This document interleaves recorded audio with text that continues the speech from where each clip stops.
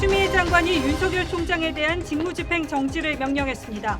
윤 총장은 위법하고 부당한 처분이라며 법적으로 대응하겠다고 했습니다. 문재인 대통령은 사전에 보고를 받고 별도 언급을 하지 않았다고 청와대가 발표했습니다. 서울중앙지검이 윤 총장 장모가 불법 요양병원을 설립하고 운영 등에 관여한 혐의로 불구속 기소했습니다. 윤 총장의 수사 개입은 없었다고 했습니다. 대전을 제외한 전국 16개 시도에서 확진자가 발생하면서 신규 확진자가 300명을 넘어섰습니다. 인천에선 해양경찰이 유흥업소 방문을 숨겨 확진을 키우는 일이 벌어졌습니다. 우리나라 3분기 가계빚이 3개월 전보다 45조 원 가까이 늘어 역대 최대치를 기록했습니다. 1년 뒤 집값이 오를 것이라고 보는 전망도 역대 최고로 집계됐습니다. 국민의힘이 내년도 본 예산에 3차 재난지원금 예산을 담자고 주장했습니다. 민주당은 불가능하다는 입장을 내놨는데 재난지원금을 두고 여야 공수가 뒤바뀌었다는 지적입니다. 트럼프의 지시로 바이든 당선자에 대한 정권 이양 작업이 시작됐습니다. 바이든은 국가정보국 등 주요 내각에 여성과 이민자를 내정했습니다.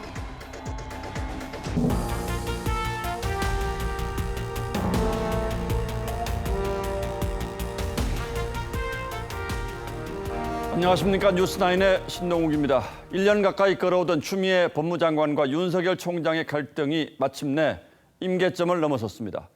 퇴근 무렵인 저녁 6시 추미애 장관이 예고에 없던 기자회견을 열어서 윤석열 검찰총장을 직무에서 배제하고 징계를 하겠다고 밝혔습니다. 추 장관은 법무부가 그동안 윤 총장을 감찰한 결과 중대한 비위 사실을 발견했다고 밝히면서 5가지의 구체적인 사례를 적시했습니다. 그러자 윤석열 총장도 곧바로 한 점 부끄럼 없이 일해왔다는 입장문을 내고 법적 대응을 선언했습니다. 법무장관과 검찰총장의 이런 전면전은 사상 유례가 없는 일이죠. 더구나 윤 총장이 유력한 대선 후보로까지 부상한 상황이어서 앞으로 정치적 파장도 만만치 않을 전망입니다. 오늘은 이 소식 집중적으로 전하겠습니다. 변재영 기자가 먼저 보도합니다. 법무부가 윤석열 검찰총장에 대한 감찰 관련 긴급 브리핑을 알린 건 오후 5시 반쯤입니다. 이어 30분 뒤 추미애 법무장관이 서초동 대검찰청과 길 하나를 사이에 둔 서울고등검찰청에 도착했고 곧바로 윤 총장에 대한 징계 청구 결정을 발표했습니다. 검찰총장의 비위 혐의가 매우 심각하고 중대하여 금일 불가피하게 검찰총장에 대한 징계를 청구하고 검찰총장에 대한 직무집행정지 명령을 하게 되었습니다. 장관이 나서 현직 검찰총장의 직무를 배제한 건 사상 처음입니다. 추 장관은 검사 징계법에 따라 엄정하게 절차를 진행하겠다고도 했습니다. 윤석열 검찰총장은 즉각 반발했습니다. 윤 총장은 입장문을 통해 정치적 중립성을 지키기 위해 한 점 부끄럼 없이 소임을 다해왔다며 위법과 부당한 처분에 대해 끝까지 법적 대응하겠다고 강조했습니다. TV조선 변재영입니다. 추미애 장관이 윤 총장의 징계를 청구하면서 제시한 혐의는 모두 5가지였습니다. 추 장관은 지금까지 제기한 의혹 외에 윤 총장이 조국 전 장관 사건 같은 주요 사건 재판부를 불법으로 사찰했다고 처음으로 주장했습니다. 지금까지 전혀 언급되지 않았던 새로운 의혹입니다. 추 장관은 또 윤 총장이 과거 언론사 사주를 만났던 일도 문제 삼았습니다. 백연상 기자가 자세히 설명하겠습니다. 추미애 장관은 윤석열 검찰총장에 대해 직접 감찰한 결과 재판부 불법 사찰 의혹이 있다고 했습니다. 지난 2월 대검찰청 수사정보정책관실이 조국 전 장관 사건과 청와대의 울산 선거 개입 사건 등을 맡은 재판부의 성향 보고서를 작성했다는 것입니다. 법무부는 해당 보고서에 우리법 연구의 가입 여부, 세평 등이 포함됐다고 주장했습니다. 수사정보정책관실에서 수집할 수 없는 판사들의 개인 정보 및 성향 자료를 수집하고 활용하는 등 직무상 의무를 위반하였습니다. 대검찰청은 사실이 아니라고 했습니다. 대검은 반부패 공안부의 주요 사건 공소 유지를 돕기 위해 재판부 판사 스타일과 그동안 어떤 재판을 맡았는지 공개된 자료를 바탕으로 참고한 것이라고 밝혔습니다. 또 자료 수집에 기초된 자료는 언론이나 인터넷에 나온 자료이고 단지 공소유지 차원의 자료다고 반박했습니다. 추 장관은 또 윤 총장이 언론사 사주와 부적절한 만남을 했다고 주장했습니다. 사건 관계자인 JTBC의 실질 사주 홍석현을 만나 공정성을 훼손할 우려가 있는 부적절한 교류를 하여 검사 윤리 강령을 위반하였습니다.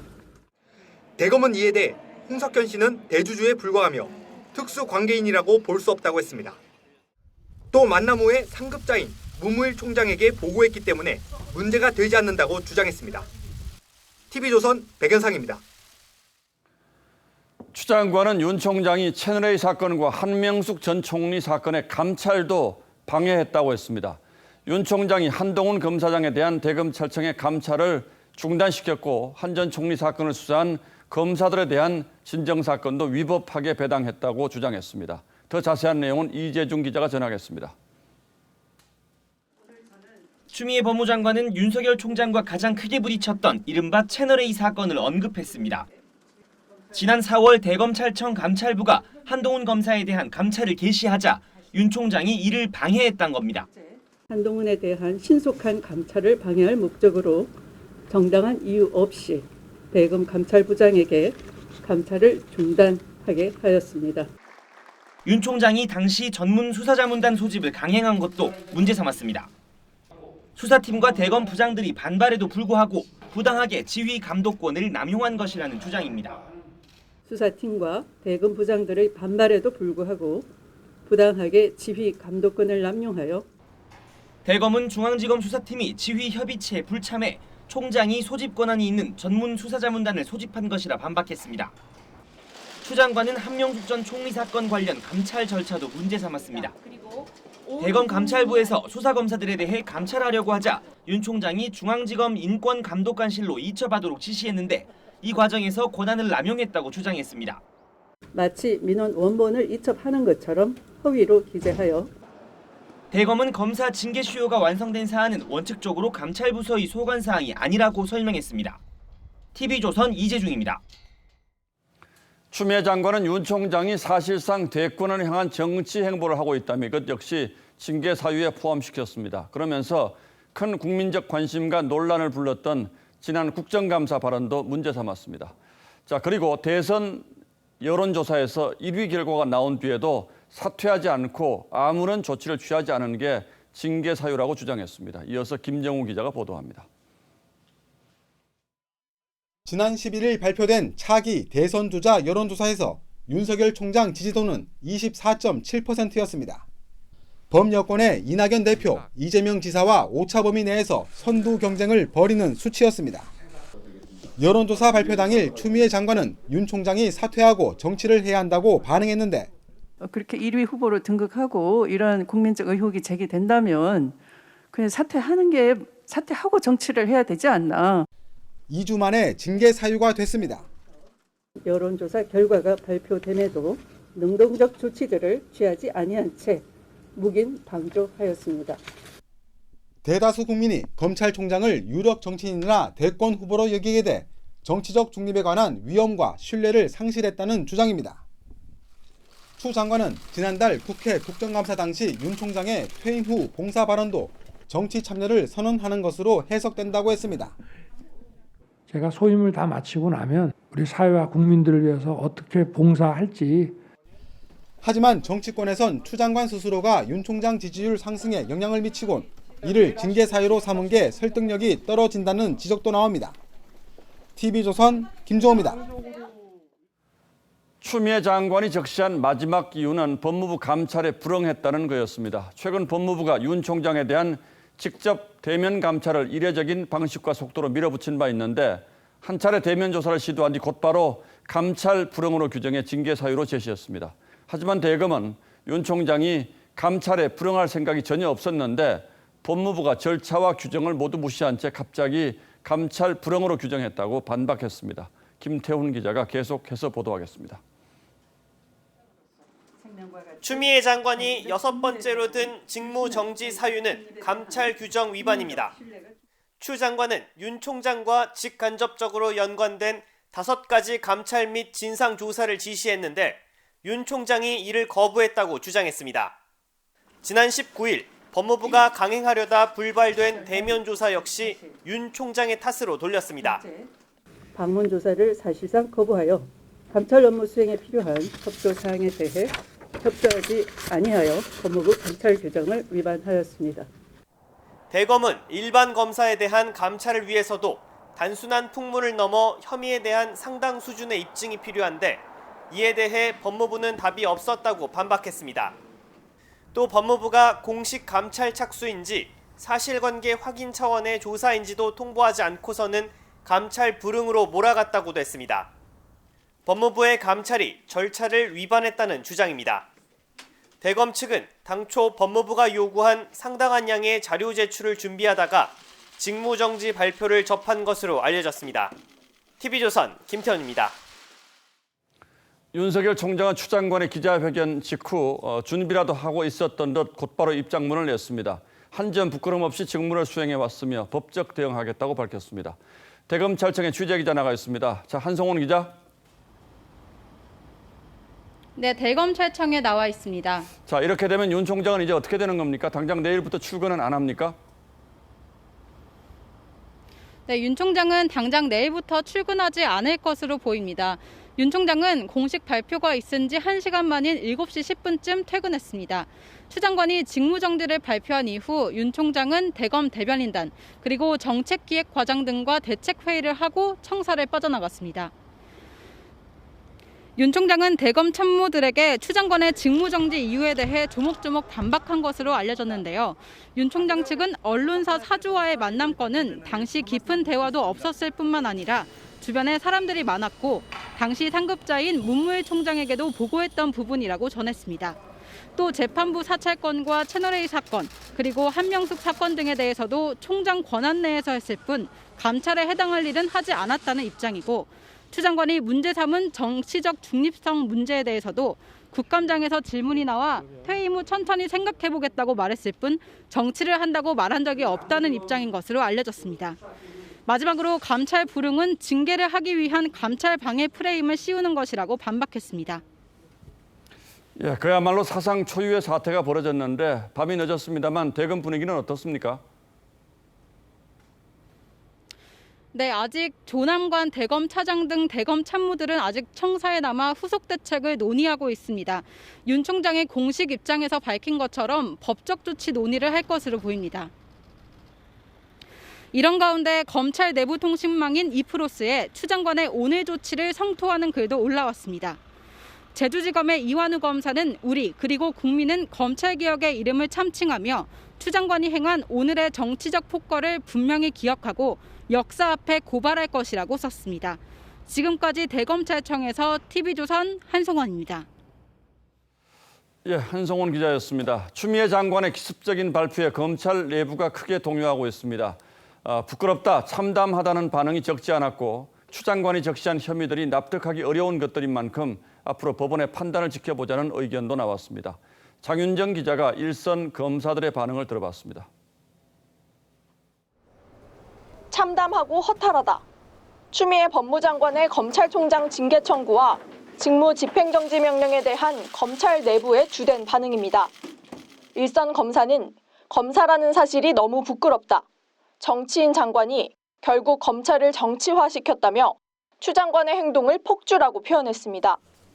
또 다른 검사 역시 추 장관이 검찰을 정당이나 정치 사조직처럼 보고 흔들고 있다고 지적했습니다. 특히 추 장관이 언급한 윤 총장의 비위 혐의에 대해서는 황당하다는 반응이 대다수였습니다. 한 검찰 관계자는 근거 없이 일방적 주장만 나열된 황당한 얘기라며 질 낮은 고발장 같은 느낌이 든다고 했습니다. 또 다른 검찰 관계자는 총장은 즉시 행정소송을 제기할 것이고 법원에서 1, 2주 내 인용 결정이 날 가능성도 크다며 그렇게 된다면 추 장관과 현 정권의 치명타가 될 것이라고 했습니다. 윤 총장 다음으로는 청와대의 월성원전 개입 의혹을 수사 중인 대전지검에 추 장관의 칼날이 향할 것이란 분석도 나왔습니다. 검찰 내부에선 추 장관의 이번 조치로 윤 총장과 추 장관의 대결 구도가 검찰 구성원 전체와 추 장관의 갈등 양상으로 변화할 수 있다는 관측도 나옵니다. TV조선 장윤정입니다. 문재인 대통령도 추 장관의 발표 직전 보고를 받았다고 청와대가 밝혔습니다. 하지만 별도의 언급은 없었다고 하는데 검찰총장 직무정지라는 초유의 사태에도 임면권자인 대통령이 침묵한 겁니다. 민주당 이낙연 대표는 충격과 실망이라는 표현과 함께 윤 총장의 사퇴를 요구했고 야당은 경악스러운 일이라며 대통령의 입장 표명을 요구했습니다. 보도에 박경준 기자입니다. 문재인 대통령은 추미애 장관의 발표 직전 관련 보고를 받았지만 별도의 언급은 하지 않았다고 청와대는 설명했습니다. 보고도 청와대 비서실을 통해 이뤄진 것으로 알려졌습니다.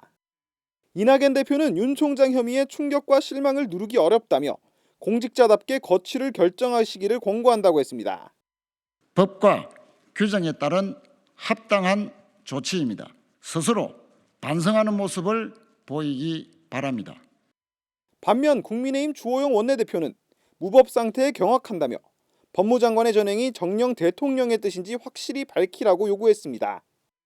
살아있는 권력에 대한 수사는 멈출 것이고 대한민국의 법치주의는 조정을 울리게 될 것입니다.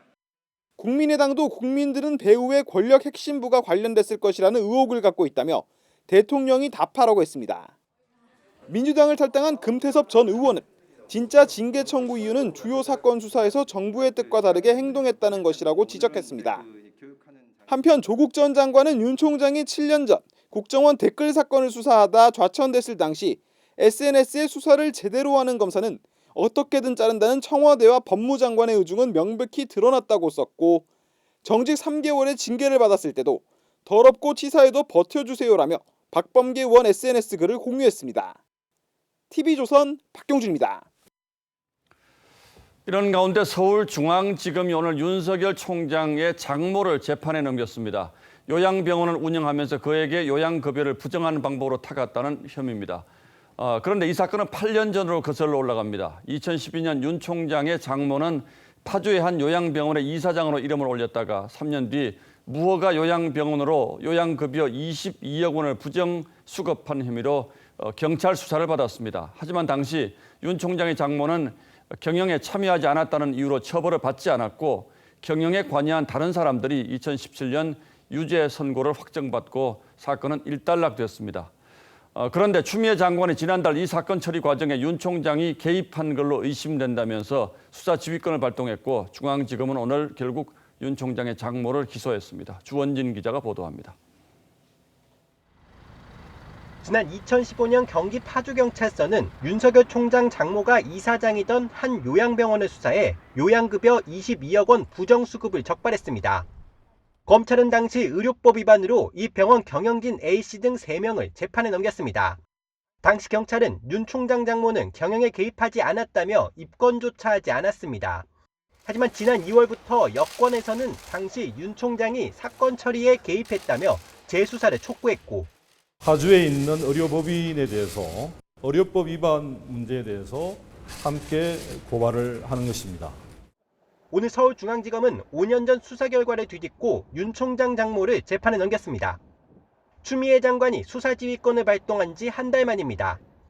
중앙지검은 지난 2015년에 윤 총장 장모가 병원에 관해 책임지지 않겠다고 쓴 각서 등을 근거로 입건되지 않았는데 검찰 재조사 결과 이 각서가 범행이 벌어진 후에 작성된 것으로 판단해 결과가 바뀌었다고 설명했습니다.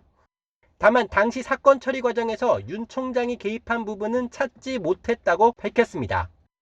윤 총장 장모 측은 일부 정치인들의 고발을 제외하면 과거 수사와 재판을 뒤집을 만한 새로운 증거가 전혀 없다고 반발했습니다. 중앙지검은 앞으로 윤 총장 부인에 대한 의혹도 계속 조사하겠다고 밝혔습니다. TV조선 주원진입니다. 그야말로 사상 초유의 일입니다. 전례가 없었던 일이기 때문에 앞으로 어떤 일이 벌어질지 예상하기도 쉽지 않습니다. 여러분의 이해를 돕기 위해서 사회부 이채연 기자에게 물밑에서 벌어진 일들을 자세히 좀 물어보도록 하겠습니다. 자, 이 기자, 어서 오십시오. 추 장관이 기자회견을 하겠다고 연락 온 게 몇 시였습니까? 네, 오후 5시 21분 출입기자단에 연락이 왔는데요. 39분 뒤인 저녁 6시에 추미애 장관이 브리핑을 연다 이런 공지였습니다. 추 장관은 준비한 자료를 그냥 읽어나갔고 따로 질의응답은 받지 않고 회견장을 빠져나갔습니다. 자, 이 기자회견 기자들도 뭐 전혀 예상할 수 없었던 그런 네. 기자회견이었다고 하는데 자, 그런데 내용으로 들어가서 추 장관이 검찰총장 직무 배제를 한 근거는 어디에 나와 있습니까? 네, 법무부가 일단 제시한 직무 배제 근거는 검사징계법에 나와 있습니다. 예. 8조 2항에 법무부 장관은 필요하다고 인정할 때 징계 혐의자에게 직무 집행의 정지를 명령할 수 있다 이런 부분인데요. 사상 초유여서 그렇지 법적 근거가 있기는 한 겁니다. 예. 그런데 총장이 장관의 징계에 대해서 법적 대응하겠다 이제 이렇게 바로 반박을 네. 했는데 이 법적 대응은 어떤 걸 뜻하는 겁니까? 일단 윤 총장 측은 최대한 빨리 법적 조치를 하겠다 이렇게 입장을 밝혔습니다. 아마도 내일 행정법원의 업무가 시작되자마자 직무집행정지 조치에 대해서 가처분 신청을 할 가능성이 높습니다. 예. 행정법원이 이를 받아들이면 기존처럼 정상적인 출근이 윤 총장은 가능하고요. 만약 법원이 가처분 신청을 받아들이지 않으면 법무부 장관은 총장에게 대기 명령을 내릴 가능성이 높습니다. 이렇게 되면 대검차장이 직무를 대리하게 됩니다. 자, 일단 이 법원의 결정이 나기 전까지는 출근 안 하는 거라고 아까 한성원 기자도 얘기를 했는데 네. 자, 윤석열 총장이 사퇴할 가능성은 없어 보입니까? 네, 지금까지 전혀 고려하지 않는 것으로 보입니다. 예. 한 점 부끄러움 없이 떳떳하다는 대목이 특히 사퇴할 이유가 없다 이런 뜻으로 해석이 됩니다. 법적 대응을 예고한 것도 같은 맥락으로 보입니다. 자, 그리고 이 직무 배제와 함께 추 장관이 징계 청구도 언급을 했죠. 이 징계 청구라는 것은 어떤 절차를 거치는 겁니까? 네, 이게 사상 초유의 징계 절차인데요. 예. 징계 절차는 다른 공무원들과 비슷합니다. 먼저 검사징계법 제7조에 따라서 징계위원회가 열립니다. 그런데 이 징계위원회가 위원장이 추미애 장관이고 예. 고기영 법무부 차관과 추 장관이 지명하는 검사 2명, 또 추 장관이 위촉하는 변호사나 법학과 교수 이런 사람들로 구성이 됩니다. 또 위원회는 과반수 찬성으로 징계를 의결하게 되는데요. 징계위 구성 과정에서부터 추 장관의 영향력이 매우 큰 구조이기 때문에 사실상 장관의 의사대로 결정될 수 없다 이런 지적이 나오고 있습니다. 그러니까 법무부 장관이 전권을 휘두를 수 있는 구조이기 때문에 윤 총장 쪽에서 뭐 대응할 수 있는 이 징계위원회에서 대응할 수 있는 방법은 사실상 없다 뭐 이런 뜻이겠네요. 네, 굉장히 입지가 적을 것으로 보입니다. 일반 재판처럼 또 관련자들에 대한 증인 신문도 여기서 진행이 될 것 같고요. 예. 추 장관이 거론한 이유들, 언론사 사주와 부적절한 접촉, 조국 전 장관 사건 재판부 불법 사찰, 또 채널A 사건과 한명숙 전 총리 사건 관련된 감찰 방해와 수사 방해 관련해서 증인들이 소환될 것으로 보입니다. 자, 윤 총장으로서는 계속 불리한 국면으로 이제 몰릴 수밖에 없는 이런 상황이 됐는데 네. 윤 총장이 법적 대응 외에 그렇다면 다른 어떤 대응 방법은 없습니까? 일단 이 징계 심의 요구에 윤 총장이 반드시 응해야 하는 것은 아닙니다. 서면 심의를 받거나 또 기피 신청을 할 수도 있는데요. 하지만 기피를 신청하면 반론을 제기할 기회조차 없어지기 때문에 기피 신청을 할 것으로 보는 견해는 많지는 않습니다. 자, 어떤 형태로 징계가 뭐 결정된지 아직 미정입니다만 어쨌든 징계가 내려질 것은 거의 사실인 것 같은데 징계가 결정되면 또 어떻게 됩니까? 네, 징계위원회에서 결정된 징계가 만약 해임이나 면직, 정직, 감봉에 해당하게 된다면 징계 집행은 문재인 대통령이 결정을 하게 됩니다. 윤 총장 측은 위법한 부당 처분에 대해서 법적 대응을 계속하겠다 이렇게 말을 하고 있기 때문에 법무부가 징계를 결정하더라도 법적으로 행정소송을 벌일 가능성이 매우 높습니다. 자, 현직 법무부 장관과 검찰총장이 법적으로 다투는 것 이것도 사상 초유의 일이죠. 네. 예, 이채연 기자 잘 들었습니다.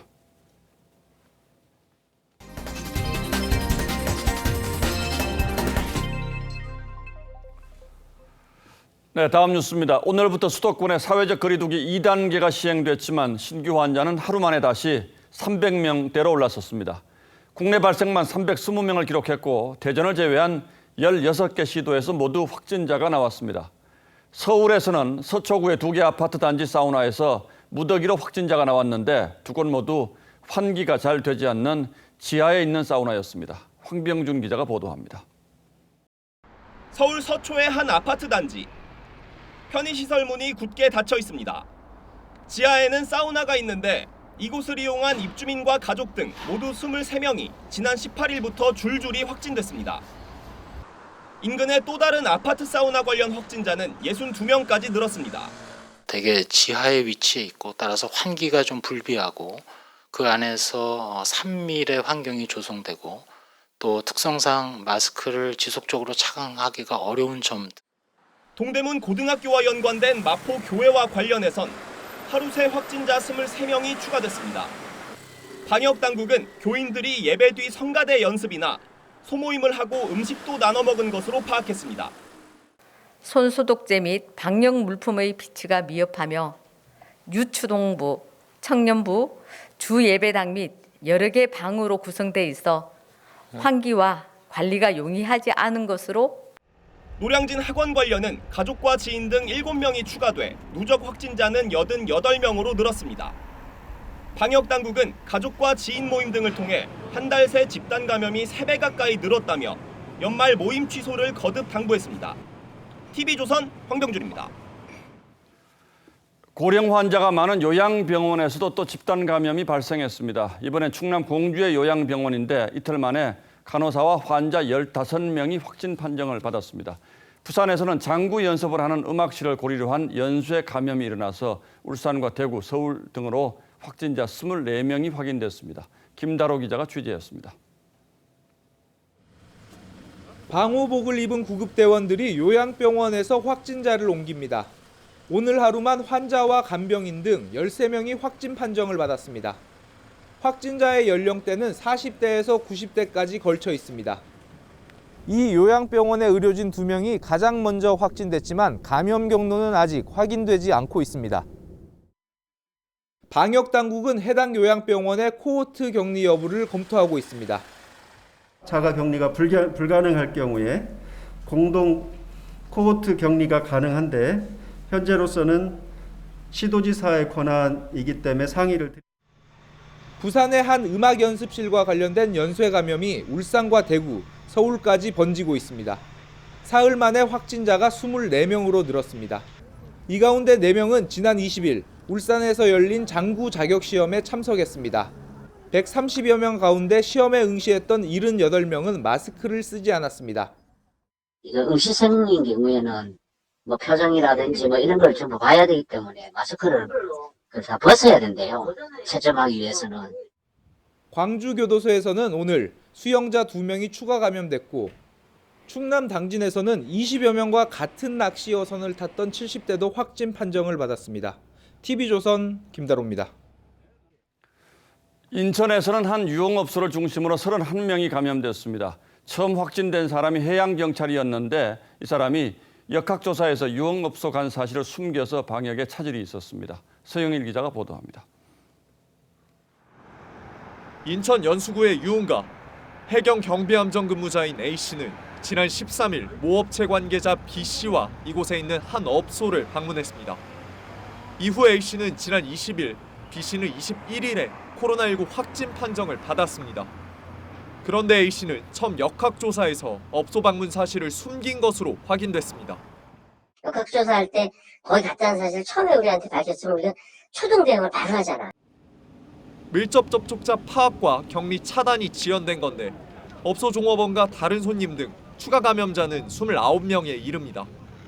연수구는 A씨를 감염병관리법 위반 혐의로 고발하는 방안을 검토하고 있습니다. 또 해경은 공직자윤리법 등을 위반했는지 조사할 예정입니다. 서울 영등포경찰서와 노원, 서초구청에서도 직원이 확진돼 청사나 사무실이 폐쇄됐습니다. 일반적인 민원부서는 아니고요. 일반 그냥 사무실 직원이고.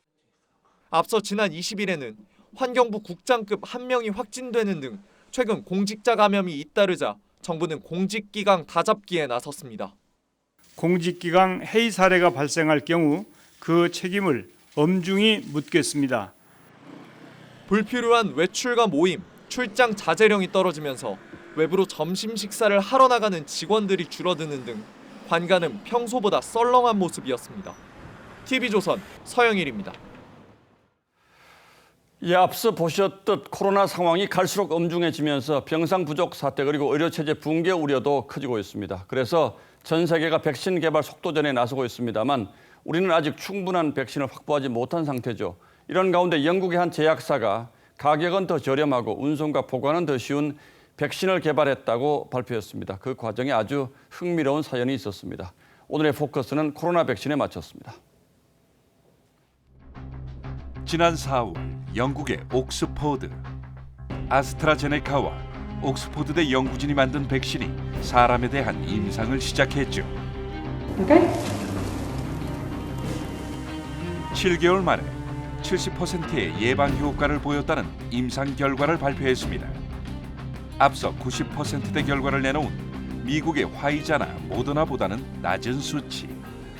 그런데 적은 양을 투여했을 때 효과가 더 좋았다는 흥미로운 주장도 함께 나왔습니다.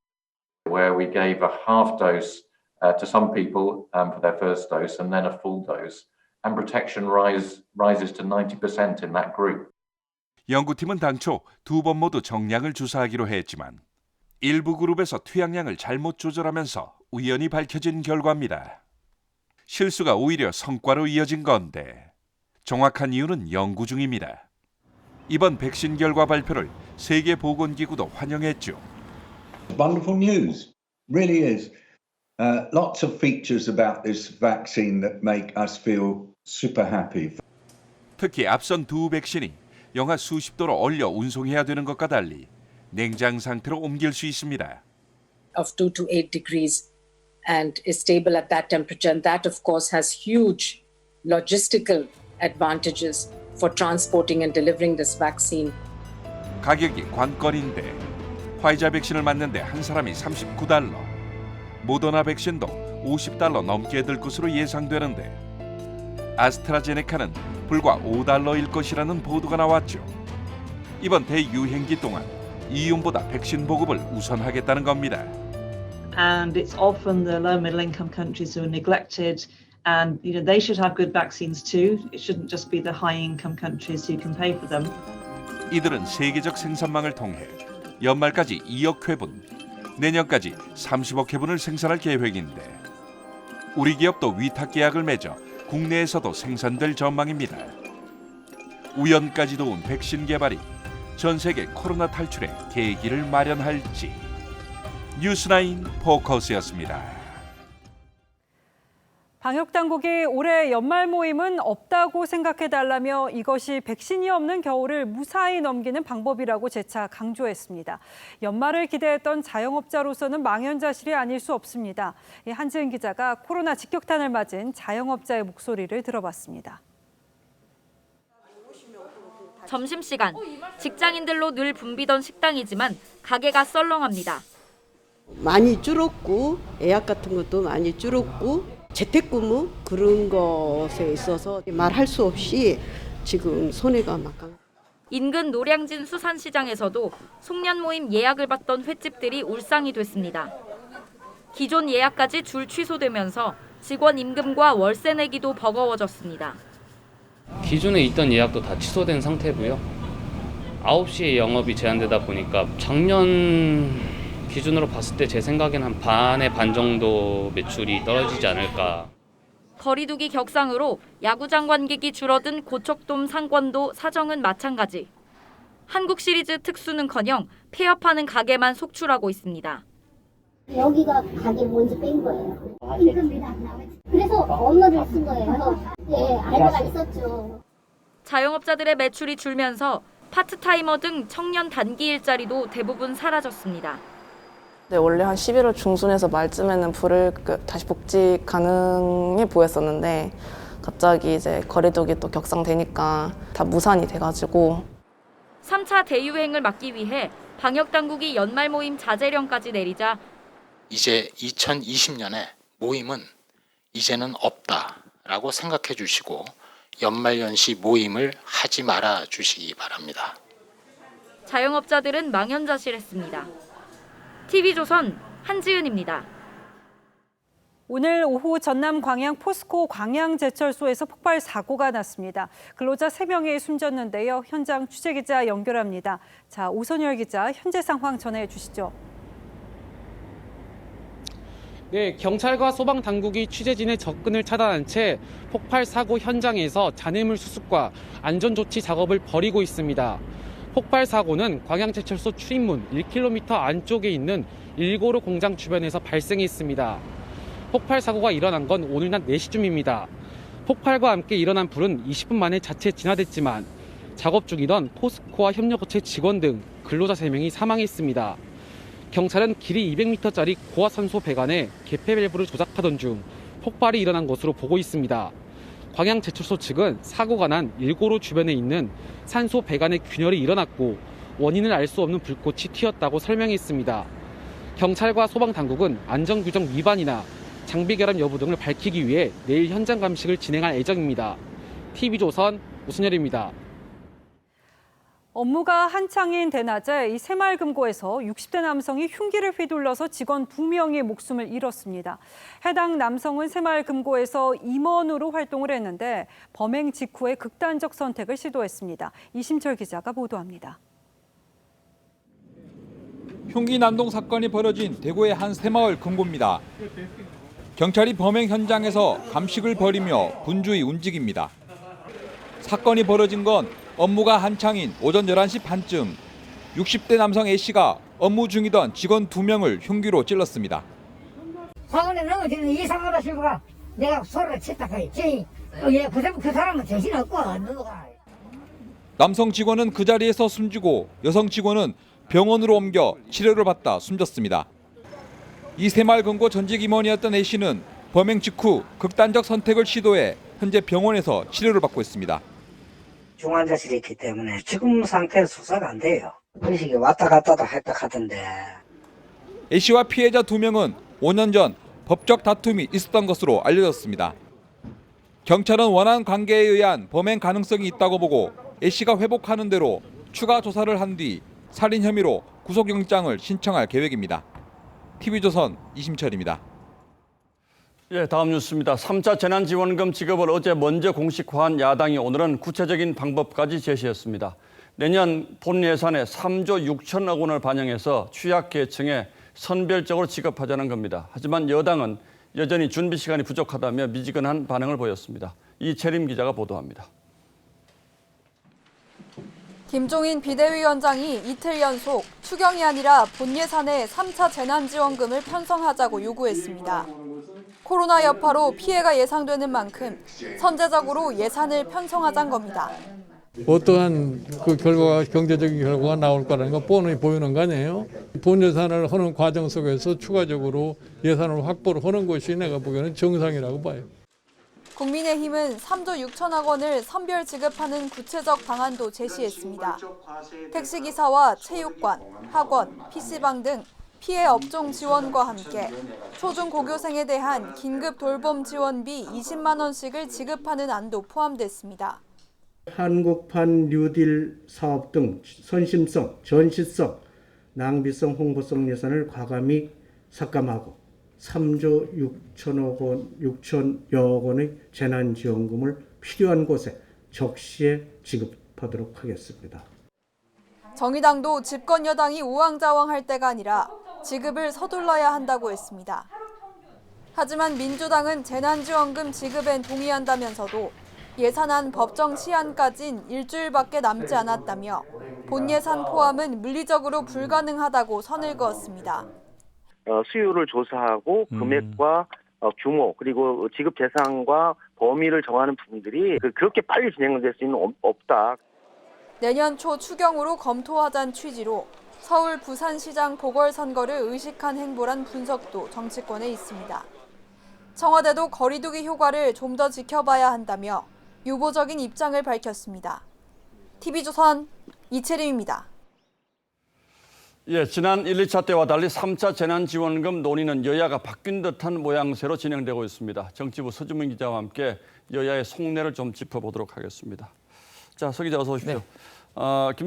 김종인 비대위원장 주장은 내년에 가서 추경 같은 거 하지 말고 지금 어차피 내년 예산을 국회가 심의하고 있으니까 여기에 예산 끼워 넣으면 되지 않느냐 뭐 이런 거죠. 그렇습니다. 이 야당은 3차 재난지원금은 이 코로나 직격탄을 맞은 이 자영업자와 또 저소득층에게 선별적으로 지급하자 이렇게 주장을 하고 있습니다. 예. 개별적인 지급 액수는 이 지급 대상에 따라 달라질 수는 있겠지만 모두 3조 6천억 원 가량을 지원하자는 건데 이걸 본 예산에 포함시키려면 두 가지 방법이 있습니다. 먼저 국채 발행 등을 통해서 예산을 추가할 수가 있습니다. 하지만 그러려면 이 기재부의 동의가 필요한데 이미 국가 채무가 800조를 넘은 상황인데다가 또 재정 건전성을 강조해온 야당 입장으로서도 빚을 더 내자고 하기에는 조금 어려운 상황입니다. 자, 그래서 이미 편성된 예산을 좀 삭감하고 줄여서 지원금 예산 만들자 이게 이제 야당 주장인 거죠? 그렇죠. 이 국민의힘은 정부 예산안 가운데 이른바 이 한국판 뉴딜 사업비 21조 원의 이 절반 가량을 삭감해서 재원을 마련하자고 주장하고 있습니다. 하지만 청와대가 주도하는 이 뉴딜 사업 예산 삭감을 여당이 동의해 줄 리가 없겠죠. 그래서 야당 주장을 관철시키기는 쉽지가 않은 상황입니다. 자, 국민의힘도 뭐 이런 상황 모르지는 않을 텐데 네. 왜 갑자기 3차 재난지원금 얘기를 먼저 들고 나왔습니까? 네, 뭐 현재 그 여당의 주장대로 본 예산이 아닌 이 내년 초쯤 추경 예산에 반영을 할 경우에 실제 지급 시기는 빨라도 2월, 또 늦으면은 3월쯤 될 것으로 전망이 됩니다. 자, 이 3월이라는 게 이제 재보궐선거 직전이라는 거죠? 그렇습니다. 이 결국 야당으로서는 지난 총선 때처럼 이 선거 직전에 여권 주도로 재난지원금 논의를 이끌어가는 걸 막겠다는 이 전략적 판단을 한 걸로 보입니다. 국민이 관심을 갖고 있는 이슈를 주도하면서 또 이 선거 전국에서도 밀리지 않겠다는 겁니다. 자, 그렇게 본다면 여당도 원칙적으로 이걸 이제 반대하기는 좀 어려운 상황이고 어쨌든 네. 야당의 선수를 뺏겼기 때문에 지금 좀 반응이 미지근한 거죠. 그렇습니다. 어쨌든 이 문제가 또 국민적인 관심사고 또 정의당도 서둘러서 지급해야 한다는 입장을 밝혔기 때문에 여당도 마냥 논의를 미루는 것은 부담스러울 수가 있습니다. 이 때문에 민주당은 우선 본 예산은 본 예산대로 또 통과시키고 재난지원금 문제는 그와 별개로 또 논의하는 투트랙 전략을 쓸 가능성이 있습니다. 그렇겠군요. 이 가덕도 신공항 문제로 이제 여당이 좀 분위기를 지지는 그런 분위기였는데 야당이 또 재난지원금 들고 나와서 장군, 멍군 이런 건데 결국 이게 이제 내년 재보궐선거하고 다 이제 관련이 있는 문제라고 봐야겠죠. 그렇습니다. 예, 서주민 기자 잘 들었습니다.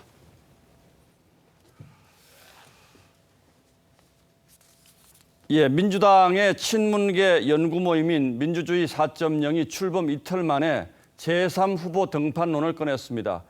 그대로 해석하면 현재 대선 유력 주자로 꼽히는 이낙연 대표 그리고 이재명 경기지사가 좀 서운할 수 있는 말이죠. 그렇다면 친문 진영이 관심을 두고 있는 제3의 대권 주자로는 누가 꼽히고 있는지 여권 내부에서 나오고 있는 말들을 최지원 기자가 취재했습니다. 친문 의원 56명이 참여한 민주주의 4.0 이사를 맡고 있는 민주당 홍영표 의원이 공개적으로 여권 내 제3후보 가능성을 제기했습니다. 모임이 출범한 지 이틀 만입니다. 지금 대선 구도가 그대로 유지돼서 거기서 결정 날 거다 이렇게 볼 수는 없을 것 같습니다. 이 제3, 제4의 후보들이 등장해서 다만 정계 복귀 의사가 없다고 한 유시민 노무현재단 이사장이나 항소심에서 징역형을 선고받은 김경수 경남지사는 아니라고 했습니다. 확고한 의지를 가지고 있는 사람을 설득해서 또 대선 후보에 나서라 이렇게 할 그런 상황은 아니라고. 그러면서 정세균 국무총리와 임종석 전 대통령 비서실장, 이광재 의원 등은 자격과 능력이 있다고 평가했습니다.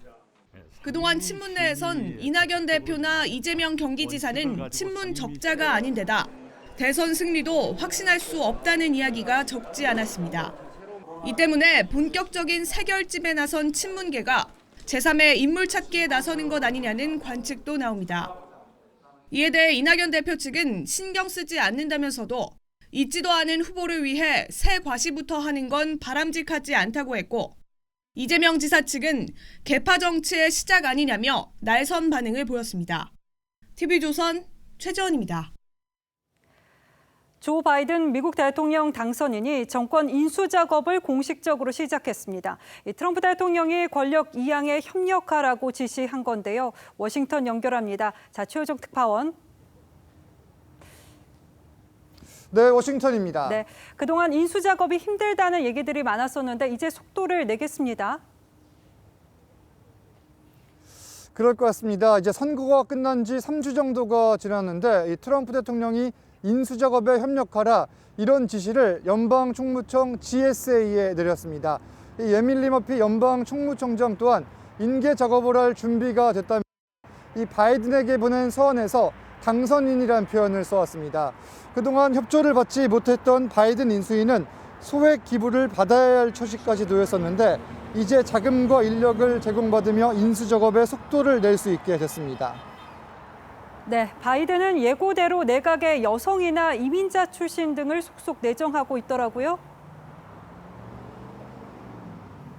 그렇습니다. 이 바이든 행정부 내년 1월 20일 출범하는데 이 윤곽이 속속 드러나고 있습니다.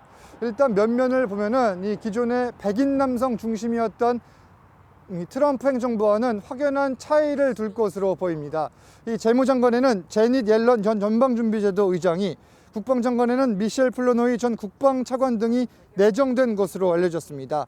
이 상원 인준을 통과하면 첫 여성 재무장관과 국방장관이 됩니다. 이 정부 당국을 총괄하는 국가정보국 DNI의 수장에는 에이브릴 헤인스가 지명됐습니다. 첫 여성 정보 수장입니다. 국토안보부 장관은 처음으로 쿠바 출신 이민자 알레한드로 마요르카스를 지명했습니다. 이 바이든은 그동안 미국의 인종과 성별을 감안한 미국다운 행정부를 만들겠다 이렇게 나왔었는데 이를 실천했다는 평가가 나옵니다. 이 백악관 대변인에도 흑인 여성 2명이 거론되고 있습니다. 지금까지 워싱턴에서 전해드렸습니다. 네, 이렇게 바이든 행정부가 진용을 갖춰가는 가운데 미 공군이 F-35 스텔스 전투기의 전술핵 투하 실험에 첫 성공했습니다. 지하 150m까지 뚫을 수 있는 일명 핵벙커 버스터가 사용돼서 이 북한을 겨냥한 것이라는 해석이 나옵니다. 조덕경 기자입니다. 미국의 스텔스 전투기 F-35의 내부 무장창이 열리고 모의 핵폭탄 한 발이 떨어집니다. 폭탄은 양갈래로 불을 뿜더니 360도로 회전하며 빠르게 하강해 목표물에 꽂힙니다.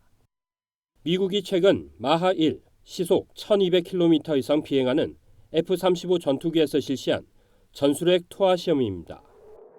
실험에 사용된 전술핵은 GPS가 장착돼 명중률이 뛰어나고 지하 150m까지 뚫을 수 있어 일명 핵 벙커 버스터로 불립니다. 일본 히로시마 원자탄의 3배가 넘는 파괴력을 가지고 있으면서도 폭발력을 조절해 방사능 오염을 최소화할 수 있습니다. 유사시 북한 주석궁 지하 벙커도 정밀 타격할 수 있는 겁니다. 북한이라든지 이란이라든지 미국이 지칭하는 불량 국가들의 상공을 은밀히 침투해서 정밀 핵공격을 할 수 있다는 게 앞서 미국은 지난 18일 사상 처음으로 해상 함정에서 요격 미사일을 쏘아 북한 ICBM을 가정한 미사일을 격추하는 데 성공했습니다. 바이든 행정부가 공식 출범하기도 전에 미국의 군사적 압박과 무력 시위 강도가 높아지고 있습니다. TV조선 조덕현입니다. 지금 고척돔에서는 프로야구 한국 시리즈 6차전이 열리고 있습니다. NC의 창단 첫 우승이냐, 벼랑 끝 두산의 반격이냐, 취재기자 연결합니다. 이다솜 기자, 경기 상황 전해주시죠. 네, 오늘 한국 시리즈 6차전, 어제 5차전처럼 팽팽한 투수전으로 시작했습니다. NC 루친스키, 두산 알칸타라 두 외국인 선발 투수들의 호투 속에 야수들의 수비 집중력까지 돋보였습니다. 두산은 3회 김재환이 박민호의 안타성 타구를 슬라이딩 캐치로 잡은 데 이어 이명기의 잘 맞은 타구 역시 김재호의 점프 캐치에 잡혔습니다. 하지만 두산은 5회까지 4번의 득점권 기회에도 점수를 내지 못하면서 역대 한국 시리즈 최다인 23이닝 무득점 기록을 깼습니다. 두산에게 불명예를 안긴 NC는 이어지는 5회 말 기회를 잡았습니다. 이사호, 권희동, 박민우, 이명기까지 대타자 연속 안타에 성공하며 마침내 선제 득점에 성공했습니다. NC는 6회도 기세를 올렸습니다. 알테오와 박성민의 연속 안타로 추가점에 성공한 NC는 2사 만루에서 시리즈 내내 부진했던 박민우의 적시타까지 터지며 4대0으로 달아났습니다. 두산은 7회 김재호의 적시타승으로 2점을 따라가면서 지긋지긋했던 무득점 기록을 25이닝에서 끝냈습니다. NC가 4대2로 앞선 가운데 현재 경기는 8회가 진행되고 있습니다. 이대로 경기가 끝날 경우 NC는 창단 9년 만에 정규 시즌 우승에 이어 한국 시리즈까지 재패하게 됩니다. 지금까지 스포츠부에서 전해드렸습니다.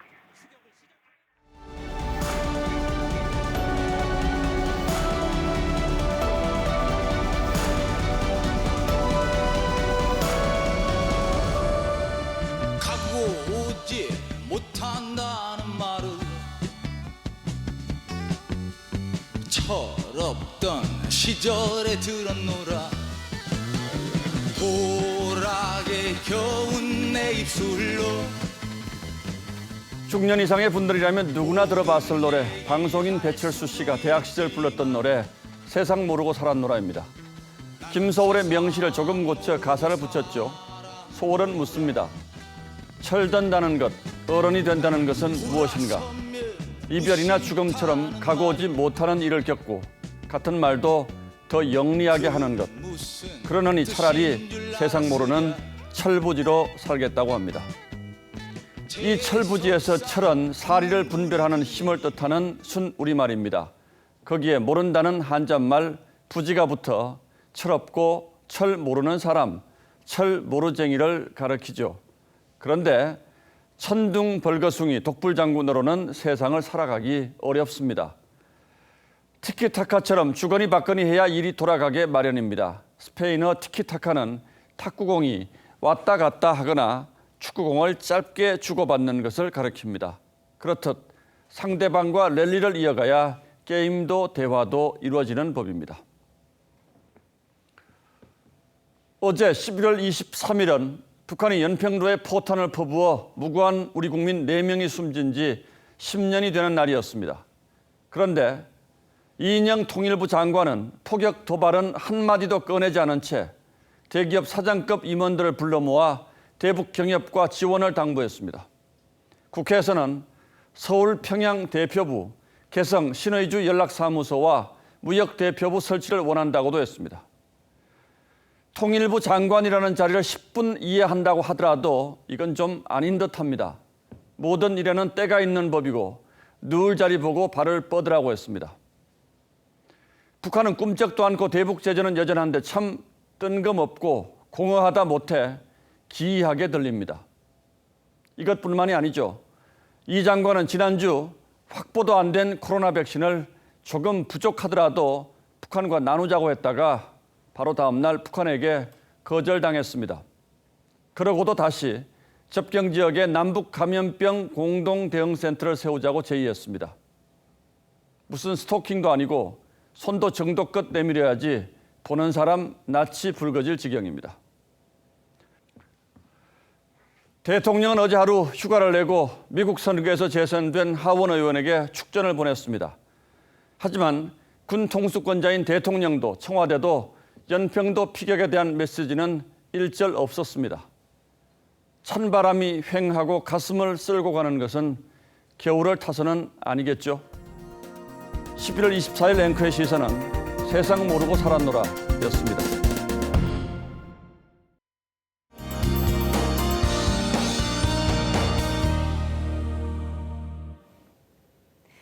날이 다시 건조해지면서 화재 발생 위험이 증가하고 있습니다.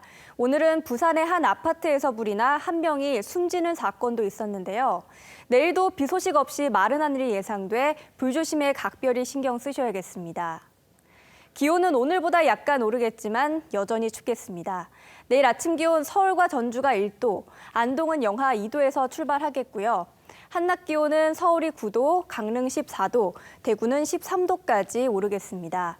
일교차가 10도 안팎으로 크겠습니다. 당분간 대체로 건조한 날씨가 이어지겠고 강원 영동 지역만 목요일 밤부터 비가 오겠습니다. 또 주말부터는 기온이 큰 폭으로 떨어지겠습니다. 날씨였습니다.